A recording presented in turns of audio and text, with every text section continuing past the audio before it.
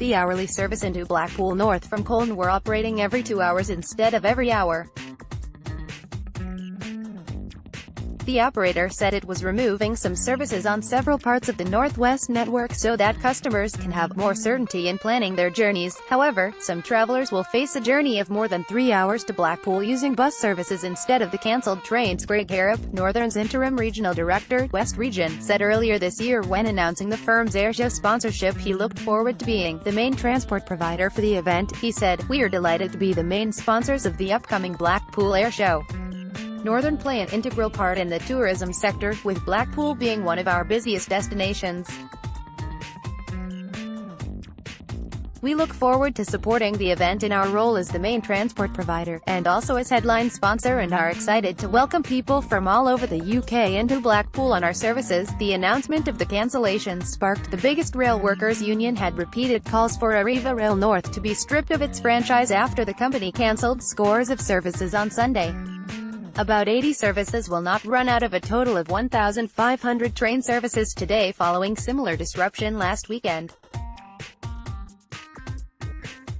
The areas most affected will be Liverpool, Greater Manchester and Lancashire, where Northern said ongoing engineering projects have caused severe difficulties around the short notice scheduling of train crews.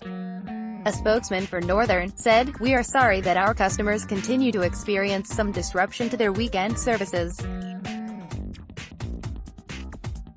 We are advising anyone thinking of traveling on Sunday on these routes to plan their journey carefully." Rail, Maritime and Transport Union General Secretary Mick Cash said, "Yet again today services on Rail North have been reduced to chaos as this basket case franchise lurches from crisis to crisis. Northern have chosen to declare war on their passengers and staff alike, and they couldn't care less about safety, access and reliability.